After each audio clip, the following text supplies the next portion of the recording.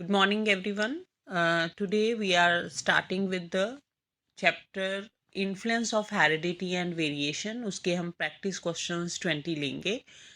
उन क्वेश्चंस को हम डिस्कस करेंगे. अगर सॉल्यूशन में कोई दिक्कत आती है तो उस सॉल्यूशन को हम डिटेल में एक्सप्लेन भी करेंगे.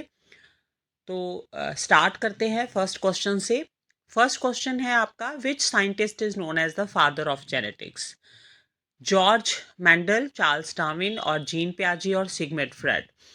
तो हमने पढ़ा हुआ है. मेंडल जो थे उन्होंने रिसर्च वर्क किया था पी प्लांट पे. हमें 3 लॉज दिए थे. जो लॉ हमारे हेरिडिटी और एनवायरनमेंट के इन्फ्लुएंस के लॉज बने थे कि मदर से, पेरेंट्स से हमारी समानता बच्चे की क्यों होती है और कई बच्चे बिल्कुल डिफरेंट क्यों हो जाते हैं, बिल्कुल वेरिएंट क्यों बन जाते हैं, है ना. तो ये सारे लॉज का बेस जो था वो हमें जॉर्ज मेंडल ने दिया था. So he is known as the father of genetics. First option correct है जी. सेकंड ऑप्शन आ जाता है आपके पास, heredity refers to the transmission of traits from. हमें अपने करेक्टर्स जो है, बच्चे को अपने करेक्टर्स कहाँ से मिलते हैं? पेरेंट्स से, या टीचर से, या सोसाइटी से? तो पेरेंट्स से. इसका भी पहला ऑप्शन जो है वो करेक्ट है. नेक्स्ट है जी, variation in species is mainly caused bye.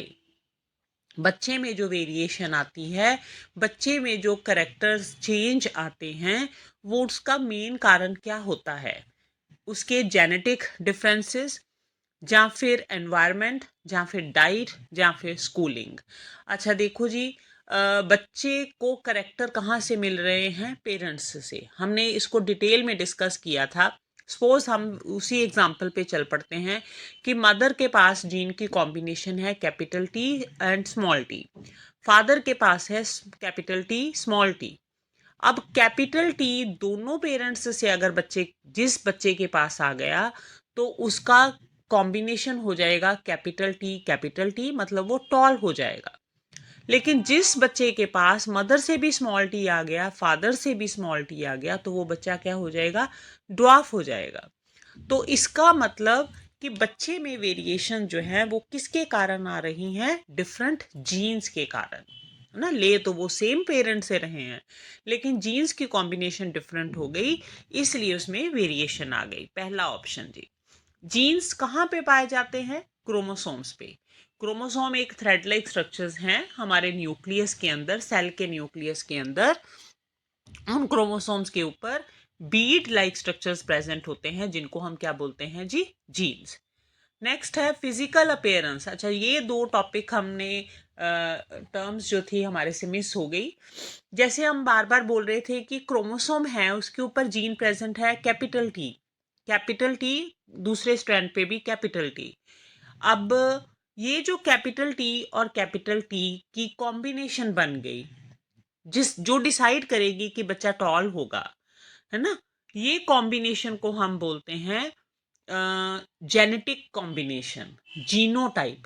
लेकिन इसकी वजह से कैपिटल टी जीनोटाइप की वजह से बच्चा एग्जैक्टली दिखेगा कैसे, फिजिकल अपीयरेंस उसकी कैसी होगी, वो उसका क्या हो जाता है? फिनोटाइप. ठीक है जी. कैपिटल टी अगर किसी बच्चे के पास जीन्स गए हैं, तो वह बच्चा दिखने में कैसा है, फिजिकल अपीयरेंस कैसी है, वो उसका फिनोटाइप है. Physical means phenotype. लेकिन कैपिटल टी कारण वो अगर टॉल है, या कैपिटल टी स्मॉल टी के कारण भी तो वो टॉल हो सकता है, तो वो उसकी कॉम्बिनेशन क्या है? जीनोटाइप. ठीक है, इसको समझने की कोशिश करो कि बच्चा एक टॉल है, फिजिकल अपीयरेंस उसकी टॉल है, लेकिन वो क्यों टॉल है? कैपिटल टी है इसलिए टॉल है, कि कैपिटल टी स्मॉल टी है इसलिए टॉल है? दोनों के कारण वो टॉल, फिजिकल अपीयरेंस तो दोनों के कारण उसकी टॉल ही होगी, लेकिन असल में उसका जेनेटिक कॉम्बिनेशन क्या है, वो उसकी क्या हो जाती है? जीनोटाइप. ठीक है. समझ आ गई बात? दो स्ट्रैंड हैं, दो स्ट्रैंड पे, एक स्ट्रैंड पे कैपिटल टी, दूसरे पे कैपिटल टी. बच्चा दिखने में टॉल है, उसका फिनोटाइप टॉल है, पर बच्चे में जीन्स कौन कौन से हैं? कैपिटल टी और कैपिटल टी. अब एक स्टैंड पे कैपिटल टी है, दूसरे स्टैंड पे स्मॉल टी है। बच्चा दिखने में अब भी टॉल है, उसका फिनोटाइप अब भी टॉल है, लेकिन उसमें जीन्स कौन कौन से हैं? कैपिटल टी और स्मॉल टी। तो जीनोटाइप उसका कैपिटल टी और स्मॉल टी हो गया। तो जेनेटिक कॉन्स्टिट्यूशन को हम जीनोटाइप बोलते हैं, फिजिकल अपीयरेंस को हम फिनोटाइप बोलते हैं। अच्छा, और ये जो पेयर है ना, कैपिटल टी और कैपिटल टी लिखा मैंने, या कैपिटल टी और दूसरे स्टैंड पे स्मॉल टी है, उसको हम बोलते हैं, डिफरेंट फॉर्म्स को बोलते हैं जीन्स की को, पेयर को एलील्स बोलते हैं। ठीक है, तो different forms of genes are called alleles. First option 6 question का। नेक्स्ट है म्यूटेशन रिजल्ट इन। ये टर्म मैंने यूज की थी कि जब हमारे में वेरिएशन आती है बच्चे में, कई बार जीन सेम ही आ रहा है पेरेंट से बच्चे तक, लेकिन वो बच्चा जो है वो मदर से डिफरेंट है या फादर से डिफरेंट है। क्यों ऐसा डिफरेंट है? क्योंकि अपनी लाइफ टाइम में मदर ने या फादर ने अपने जीन्स को ही म्यूटेट कर लिया, जीन्स को ही चेंज कर लिया ना, कि जीन में जो चेंज आती है ना उसको म्यूटेशन बोलते हैं। तो mutation result in genetic variation, genes में चेंज ले आई, म्यूटेशन ऐसी आई, वेरिएशन ऐसा आया, चेंजेस ऐसी आई कि वो जीन ही चेंज हो गया। Blood group is an example of. अब ब्लड ग्रुप जो है, अगर मेरा ब्लड ग्रुप बी है तो एनवायरनमेंट उसको चेंज तो नहीं कर सकता, है ना। तो इसका मतलब ये ब्लड ग्रुप मेरे को कहाँ से मिला है? हेरिडिटी से मिला है, इनहेरिटेड करेक्टर है। तो ब्लड ग्रुप किसकी एग्जाम्पल है? इनहेरिटेड करेक्टर की, विरासत से मेरे को मिला है। Variation is important for. अब ये चेंजेस आती हैं, चेंजेस क्यों इम्पॉर्टेंट हैं? डार्विन ने क्या कहा था कि हम जब स्ट्रगल करते हैं तो स्ट्रगल करते करते अगर एनवायरनमेंट के अकॉर्डिंग हम अपने में चेंजेस ले आते हैं तो हम फिट हो जाएंगे एनवायरनमेंट में, और हम फिट हो जाएंगे तो इसका मतलब सरवाइव करेंगे, अदरवाइज हम सरवाइव नहीं कर सकते ना। एटमॉस्फेयर के अकॉर्डिंग अगर अपने आप को हम चेंज नहीं लाएंगे अपने आप में ना, अगर आज की मॉडर्नाइजेशन में हम सोशल मीडिया के साथ कनेक्टेड नहीं रहते, हम पुराने ही ख्यालों में रहते हैं कि नहीं जी हम नहीं सोशल मीडिया को मानते, ये तो बकवास चीज़ें हैं, तो हम अगर आज की सोसाइटी के अकॉर्डिंग अपने में चेंजेस नहीं लाएंगे तो we will not be fit in the modern society, है ना। हम पिछली अपनी एज के अकॉर्डिंग ही, अगर पिछली सोसाइटी के अकॉर्डिंग ही रहेंगे तो हमें आज के माहौल के अकॉर्डिंग अपने आप में चेंज लाना पड़ेगा for fitting ourselves to the modern society. तो तभी हम सरवाइव कर पाएंगे, नहीं तो हम इस सोसाइटी में सरवाइव नहीं कर पाएंगे। तो वेरिएशन क्यों इंपॉर्टेंट है स्पीशीज की सर्वाइवल के लिए? फर्स्ट ऑप्शन जी। आइडेंटिकल ट्विंस, ट्विंस एक ही बच्चे, एक ही जैसे बच्चे, एक ही पेरेंट्स के बिल्कुल क्यों सेम होते हैं? करेक्टर हमारे कौन कंट्रोल करता है जी? जीन्स। तो इसका मतलब जीन्स अगर सेम होंगे तभी वो ट्विंस जो है वो आइडेंटिकल होंगे। तो A option. Height is influenced by, height जो है उसको कौन कौन इफेक्ट करता है? हाइट कहाँ से मिलती है हमें? टॉलनेस और ड्वार्फनेस की पेरेंट्स से। अब पेरेंट्स से हमें सपोज करो कि ड्वार्फनेस के करेक्टर मिले हुए हैं, है ना, जीन्स मिले हुए हैं, लेकिन हम अपनी लाइफ टाइम में, हम अपने लाइफ स्पैन के अंदर कुछ एक्सरसाइज करके, कुछ एनवायरमेंटल फैक्टर्स जो है उन जीन्स को मॉडिफाई कर सकता है, कुछ उस करेक्टर को थोड़ा बहुत, टू सम एक्सटेंट, पूरा नहीं, कुछ सम टू सम एक्सटेंट उसको इन्फ्लुएंस कर सकता है। जैसे लेमार्क ने बोला था कि जिराफ को, तो जिराफ की नेक तो इतनी लंबी नहीं थी ना, लेकिन एनवायरनमेंट के कारण उसकी हाइट जो थी नेक की इन्फ्लुएंस हुई थी। In the same way height को कौन इन्फ्लुएंस करता है? Heredity and environment. नेक्स्ट है जी, variation among sibling is due to. Variation किसके कारण होता है? सेम जीन है तो सेम ही करेक्टर होगा, लेकिन अगर बच्चों में वेरिएशन आ रहा है तो क्यों आएगा? क्योंकि जीन्स की कॉम्बिनेशन डिफरेंट आएगी। तो जैसे हमने पहले ही डिस्कस किया, अगर तो मदर वाले जीन्स जो हैं वो भी मदर के कैपिटल टी और फादर के कैपिटल टी गए तो वो टॉल हो गया, मदर के कैपिटल टी फादर के स्मॉल टी गए तो वो भी टाल हो गया। लेकिन अगर दोनों से स्मॉल टी गया, हालांकि पेरेंट्स दोनों ही टॉल हैं, लेकिन दोनों से क्योंकि small T genetic combination different चलेगी, तो वो बच्चा क्या हो गया, पेरेंट से वेरिएंट हो गया डिफरेंट जीन कॉम्बिनेशन के कारण। उसके बाद जी पहला ऑप्शन है इसका भी, मेरे को लग रहा है ये सारे ऑप्शंस जो है ना सेम ही हैं ए। चलो हमने तो डिस्कस करना है। आई कलर इज डिटरमाइंड बाय, आंखों का कलर कहाँ से मिलता है हमें, हेरिडिटी से। ये एनवायरनमेंट इस पे कोई इफेक्ट नहीं करता। तो किसके कारण होता है, ये जीन्स के कारण। जीनोटाइप पहले ही हमने कहा था, फिजिकल अपीयरेंस फिनोटाइप और genetic combination genotype, first option. Environmental variation is caused by, environment के कारण अगर कोई चेंज आती है तो वो किसके कारण आती है, सराउंडिंग के कारण। एनवायरनमेंट कौन बनाता है, हमारा सराउंडिंग, पहला ऑप्शन। ये थोड़ा सा ना पैटर्न गलत हो गया, मेरे को लग रहा है सारे ही जो ऑप्शन है ना वो ए ही हो गए। नेक्स्ट टाइम इसका ख्याल रखा जाएगा। Sex of the child is determined by, बच्चे का सेक्स कौन डिसाइड करता है। अच्छा जी, मदर में क्रोमोसोम्स होते हैं एक्स एक्स, जिसके कारण वो फीमेल होती है, ठीक है।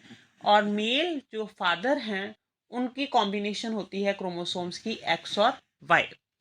अब मदर ने तो अपने गैमीट को, अपने बच्चे को हर हालत में एक्स क्रोमोसोम ही प्रोवाइड कराना है, क्योंकि उसके पास है ही एक्स।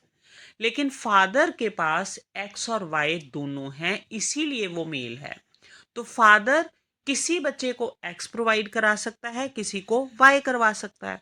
अब फादर जिसको वाई प्रोवाइड कराएगा वो ही बच्चा मेल चाइल्ड होगा, वो ही गैमीट मेल चाइल्ड होगा। सो इसलिए बच्चे का सेक्स मेल होगा कि फीमेल होगा, कौन डिसाइड करता है, फादर के क्रोमोसोम्स। मदर का इसमें कोई रोल नहीं है, फर्स्ट ऑप्शन। नेक्स्ट है कॉन्टिन्यूस वेरिएशन। अच्छा जी, डिसकॉन्टिन्यूस और कॉन्टिन्यूस से वेरिएशन क्या होती हैं। अगर कोई वेरिएशन कॉन्टिन्यूस, कॉन्टिन्यूस आप देखो लगातार, है ना, कोई डायग्राम आप बना रहे हो कॉन्टिन्यूटी में बना रहे हो, छोटा बड़ा बड़ा बड़ा बड़ा बड़ा बड़ा, है ना, light colour dark colour dark colour dark colour dark colour, बहुत सारे ऑप्शंस हैं इसमें, वाइड रेंज है जिसमें, तो वो कॉन्टिन्यूस वेरिएशन होती है। लेकिन अगर दो ही ऑप्शन हो, चाहे छोटा और बड़ा, ब्लैक वाइट, तो ये जो है वो डिसकॉन्टिन्यूस वेरिएशन है। तो अब आप देख के बताओ कॉन्टिन्यूस वेरिएशन क्या होगी। ब्लड ग्रुप तो कॉन्टिन्यूस वेरिएशन नहीं हो सकता, ब्लड ग्रुप तो चार ही ऑप्शन है ना। टंग रोलिंग के भी दो ही ऑप्शन है, जहाँ टंग रोल करेगी या नहीं करेगी, माथे पे निशान पड़ेगा चाहे नहीं पड़ेगा। तो इसका मतलब वाइड रेंज किसकी है, हाइट की, छोटी बड़ी बड़ी बड़ी बड़ी बड़ी, कॉन्टिन्यूस वेरिएशन। इसी तरह डिसकॉन्टिन्यूस में ब्लड ग्रुप डिसकॉन्टिन्यूस हो सकता है क्योंकि चार ही ऑप्शन है। वेट नहीं हो सकता, स्किन की टोन नहीं, इसमें वाइड रेंज है, weight 30 kilo 40 kilo 20 kilo 25 kilo 27 kilo, wide range है। स्किन टोन की भी वाइड रेंज है, तो वाइड रेंज किसकी नहीं है, ब्लड ग्रुप की। So discontinuous variation A option जी, ब्लड ग्रुप जे डिसकॉन्टिन्यूस में आएगा। नेक्स्ट डीएनए, डी का मतलब होता है, अच्छा जी, क्रोमोसोम्स जो हैं वो दो चीज़ों के मिलके बनते हैं, डीएनए और प्रोटीन के। डीएनए एक न्यूक्लिक एसिड है, डी का मतलब डी ऑक्सी राइबोज शुगर जो होती है, एन का मतलब न्यूक्लिक और ए का मतलब एसिड। अगर D oxy ribo nucleic acid है तो डीएनए का मतलब है वो। आरएनए अगर होता तो R means ribo nucleic acid, तो DNA means deoxy ribo nucleic acid, RNA means ribo nucleic acid. और डीएनए और प्रोटीन दोनों मिलके क्रोमोसोम्स हमारा बनाते हैं। लास्ट क्वेश्चन है जी, नेचुरल सिलेक्शन थ्योरी किसने दी थी, डार्विन ने। तीन थ्योरीज की थी हमने, जेंटल की थी कि फ्रैक्शन में हमारे पास क्रोमोसो ट्रेट्स आते हैं, हाफ ट्रेट्स पेरेंट्स से हम लेते हैं 1/4, फिर आगे ग्रैंड पेरेंट्स से ले लेते हैं 1/8 1/16, ऐसे फ्रैक्शंस में आते हैं। और फिर थ्योरी की थी हमने डार्विन की, जिसमें जो एनवायरनमेंट के साथ स्ट्रगल करते करते अपने में चेंजेस ले आता है वो फिट हो जाता है और सर्वाइवल ऑफ द फिटेस्ट, वही सर्वाइव करेगा।